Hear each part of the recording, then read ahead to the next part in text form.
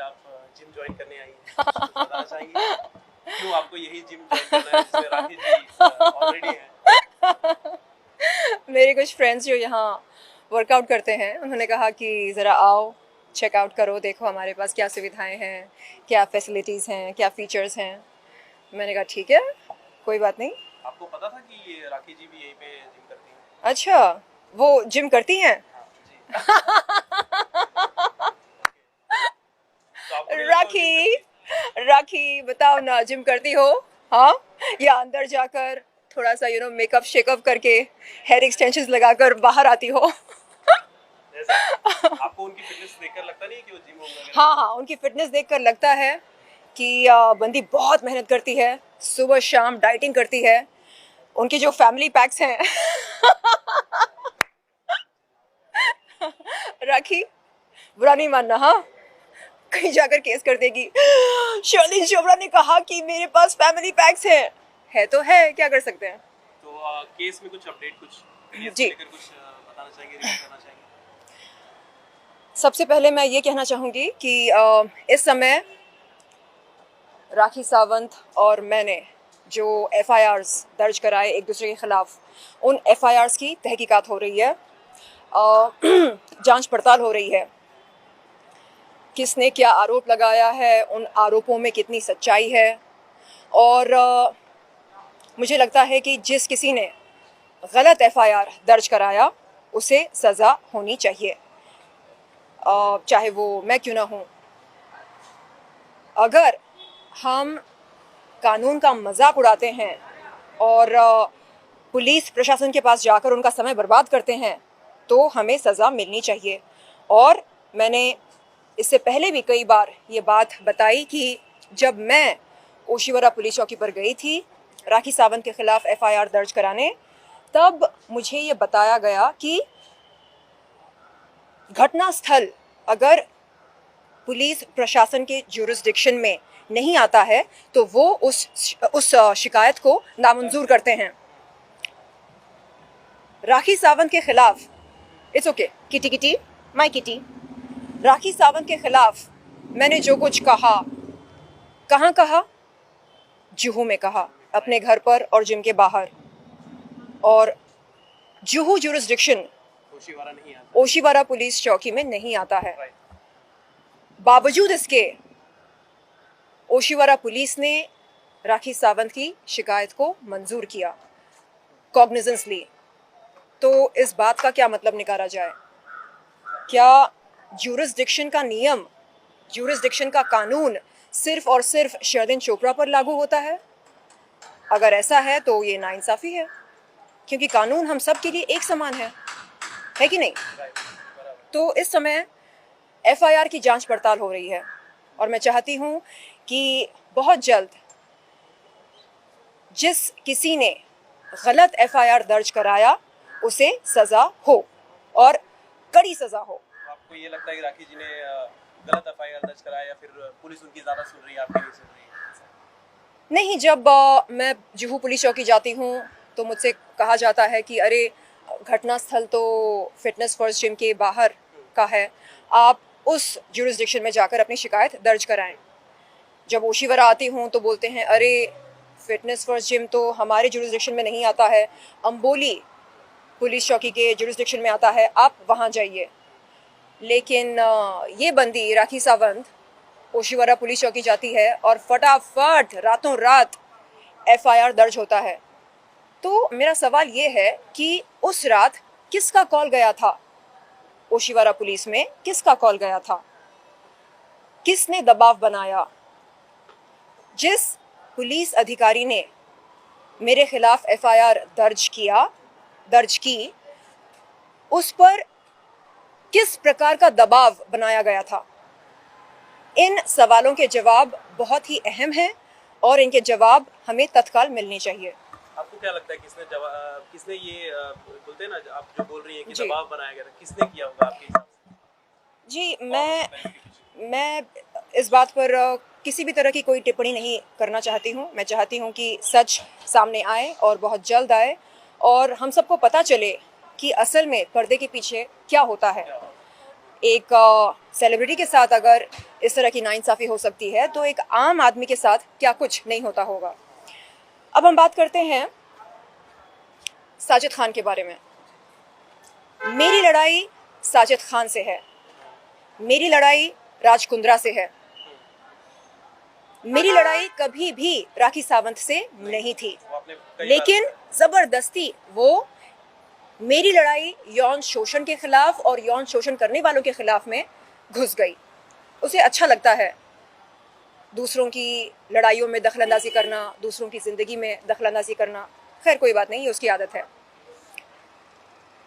मेरा ये कहना है, मेरा ये सवाल है राखी सावंत से, जब तनुश्री ने मीटू मूवमेंट शुरू किया था भारत देश में, तब राखी सावंत ने नाना पाटेकर को अपना भाई बनाया और तनुश्री दत्ता को आरोपी ठहराया।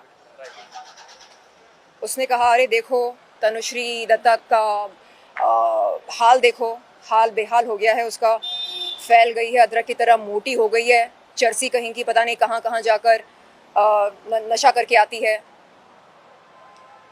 तो समझने वाली बात यह है कि वो पुरुषों को झट से अपना भाई बना लेती है, लेकिन महिलाओं को बहन बनाने में झिझक क्यों महसूस करती है? क्यों, क्या परेशानी है? वो नाना पाटेकर को अपना भाई मानती हैं, राज कुंद्रा को अपना भाई मानती हैं, साजिद खान को अपना भाई मानती हैं। मुझे अपनी बहन क्यों नहीं मान सकती है? तनुश्री को अपनी बहन क्यों नहीं मान सकती है? सनी लियोन को अपनी बहन क्यों नहीं मान सकती है? नहीं, सनी लियोन ऐसी है वैसी है, अरे निकालो उसको भारत देश में से, हमारी रोटी खा रही है वो, इस तरह के बयान देती है। नहीं, हम सब अपनी किस्मत की रोटी खा रहे हैं, है कि नहीं? तो अगर सच में वो न्याय के पक्ष में बोलना चाह रही है, सच्चाई के पक्ष में बोलना चाह रही है, उसे कहना चाहिए, मुझे नहीं पता कि क्या हुआ, कैसे हुआ, क्योंकि वारदात के समय मैं मौजूद नहीं थी। यानी राखी सावंत ऐसा कहे कि मैं मौजूद नहीं थी।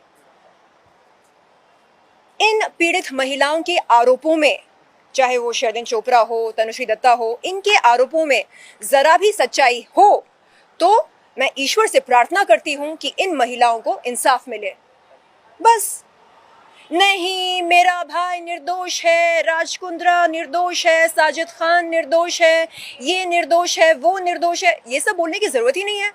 क्योंकि अगर कोई पीड़ित महिला किसी पुरुष के खिलाफ या किसी इंसान के खिलाफ आरोप लगाती है तो उन आरोपों में कितनी सच्चाई है, इसकी जांच पड़ताल कौन करेगा? राखी सावंत करेगी? आरोपी की बहन करेगी? नहीं, जांच पड़ताल, आरोपों की जांच पड़ताल करने की जिम्मेदारी पुलिस प्रशासन की है। हाँ, अगर वो नहीं कर पा रही है तो हम अदालत का रास्ता आजमा सकते हैं। ये नौटंकी, ये ड्रामा, इसकी कोई जरूरत नहीं है। हम पुलिस प्रशासन के पास गए थे इंसाफ मांगने, करेक्ट? तो बीच में राखी सावंत आ गई, नहीं नहीं नहीं नहीं, ऐसा नहीं हो सकता। क्यों नहीं हो सकता? अरे हमारा संवैधानिक हक है कि हम इंसाफ की गुहार लगाएं, न्याय की गुहार लगाएं, हमारा हक है, ये संवैधानिक हक है। फिर बोलती है, अरे इसने तो पॉर्न वीडियोस किए हैं, अरे इसने जिस्म की नुमाइश की है। आप बताइए, क्या हमारा संविधान उस महिला का बलात्कार करने की इजाजत देता है जो अंग प्रदर्शन करती हो, जो बाजारू हो? नहीं, संविधान तो कहता है कि महिला जो कोई भी हो, पुलिस अफसर हो, वकील हो, इंजीनियर हो, डॉक्टर हो, कम वाली बाई क्यों ना हो, बाजारू औरत क्यों ना हो, पॉर्न स्टार क्यों ना हो, उसकी परमिशन के बगैर, उसकी इजाजत के बगैर उसे कोई भी हाथ नहीं लगा सकता। ये कहता है हमारा संविधान। लेकिन नहीं, अरे जाकर देखो उसने क्या क्या काम किए हैं, कैसे काम किए हैं। अंग प्रदर्शन करना, वस्त्रहीन होना, रजामंद होना नहीं है। इस बात की समझ नहीं है उसको, या जानकर अनजान बन रही है वो। और केवल वो ही नहीं, उसकी वकील भी फाल्गुनी ब्रह्मभट्ट। क्या फाल्गुनी ब्रह्मभट्ट को नहीं पता कि एडवोकेट्स एक्ट 1961 के तहत कोई भी वकील अपने विरोधी पार्टी के खिलाफ ना कोई गैर कानूनी काम या कार्य कर सकता है, ना आक्रामक भाषा का इस्तेमाल कर सकता है। क्या राखी सावंत की वकील को नहीं पता? फाल्गुनी ब्रह्मभट्ट ने मीडिया के सामने एक महिला वकील होते हुए एक महिला की इज्जत की धज्जियां उड़ाई। देखो देखो देखो देखो देखो, ये शर्लिन चोपड़ा के पॉर्न वीडियोस हैं, देखो देखो देखो देखो, वो वस्त्रहीन है। इसके अलावा और क्या बोलती है? वो बोलती है अगर इस देश में किसी पॉर्न स्टार या वो महिला जो अंग प्रदर्शन करती हो, ऐसी औरत का बलात्कार यदि हो तो वो अपमानजनक या आपत्तिजनक नहीं हो सकता है। क्या उन्होंने लॉ की पढ़ाई नहीं की? हाँ, क्या उन्होंने संविधान को पढ़ा है या नहीं पढ़ा है? अभद्र भाषा का इस्तेमाल कर रही है वो मीडिया के सामने आकर। अरे एक महिला वकील होते हुए कम से कम भाषा का ये तो मान तो रखो। लेकिन नहीं, मुझे समझ में नहीं आ रहा है कि ये कैसी वकील हैं, खुद को एनजीओ फाउंडर कहती हैं। अरे आपको महिलाओं के हक के लिए लड़ना चाहिए, महिलाओं की हक की लड़ाई में भाग लेना चाहिए। आप कहते हो ये देखो देखो, अभी तो सिर्फ पॉर्न वीडियोस बता रही हूँ, आगे चलकर देखो क्या क्या एक्सपोज नहीं करूंगी मैं। अरे आप एक्सपोज मुझे नहीं कर रहे, आप एक्सपोज खुद को कर रहे। आप अपनी घटिया मानसिकता दर्शा रहे हो, अपनी घटिया ओछी सोच दर्शा रहे हो जनता को। मैं बार बार कह रही हूं, महिला जो कोई भी हो, वैश्या हो, बाजारू औरत हो, पॉर्न स्टार हो, कामवाली बाई हो, पुलिस अफसर हो, इंजीनियर हो, डॉक्टर हो, लॉयर हो, जो कोई भी हो, उसकी परमिशन के बगैर कोई भी उसको हाथ नहीं लगा सकता। लेकिन नहीं, उसको ये बात समझ में नहीं आ रही। देखो देखो देखो, शर्लिन चोपड़ा की पॉर्न वीडियोस देखो, क्या है ये? अरे जाकर पढ़ो, एडवोकेट्स एक्ट 1961 क्या कहता है, जाकर पढ़ो। नहीं, फिर बोलती है पर्सनल कैपेसिटी में बोल रही हूं। अरे जाकर पढ़ो, एडवोकेट्स एक्ट 1961 क्या कहता है। कोई भी वकील ना प्रोफेशनल कैपेसिटी में ना पर्सनल कैपेसिटी में विरोधी पार्टी के खिलाफ आक्रामक भाषा का इस्तेमाल कर सकता है। तो समझने वाली बात है कि ये लोग चाह रहे हैं कि हम अपनी लड़ाई में गुमराह हो जाएं। हमारी जो मंजिल है उससे हमको ये गुमराह करना चाह रहे हैं। हम भटक जाएं, भूल जाएं कि हमारी मंजिल क्या है। कैसे भूल सकते हैं हम? आज मैं राखी सावंत से पूछती हूं, जैसे आप यौन शोषण करने वाले लोगों को अपना भाई मानती हैं, आप पीड़ित महिलाओं को अपनी बहन क्यों नहीं मान सकती हैं? मानकर देखो, थोड़ी बहुत सहानुभूति दिखाकर देखो। हम भी आपको प्यार देंगे, हम भी आपको दुआएं देंगे। रही बात पैसों की, तो मुझे पता नहीं। हमारे पास अगर बहुत सारे पैसे होते तो क्या पता आज आज ये जो लड़ाई हम लड़ रहे हैं, शायद ये लड़ाई न लड़नी पड़ती। लोग बोलते हैं कि देखो सब पैसों का खेल है, आपके ऐसे हमें इंसाफ चाहिए, इंसाफ इंसाफ के नारे लगाने से आपको कोई इंसाफ नहीं मिलने वाला। क्यों नहीं मिल सकता इंसाफ? नहीं, क्योंकि आपके पास पैसा नहीं है। और अगर पैसा होता तो क्या होता? तो कहने का मतलब ये है कि आज अगर किसी के पास पैसा हो तो न्याय उसके पक्ष में दिया जाएगा या जीत उसी की होगी। मैं नहीं मानती इस बात को। तो राखी सावंत, हमारे पास देने के लिए पैसे वैसे नहीं है, लेकिन हाँ प्यार है, दुआएं हैं। अगर इससे आपका काम चलता है तो आप हमें बहन बनाकर देखिए। हम मिलेंगे, आपके गले मिलेंगे, आपको प्यार की झप्पी देंगे। लेकिन अगर आपको प्यार और दुआओं के अलावा कुछ और भी चाहिए तो फिर माफ़ कीजिएगा, ये बहुत ही शर्मनाक है। एक महिला होते हुए वो तमाम आरोपियों को, यौन शोषण करने वालों को अपना भाई मानती है, लेकिन आज तक किसी एक पीड़ित महिला को उसने अपनी बहन नहीं बनाई। सोचने वाली बात है, समझने वाली बात है ये।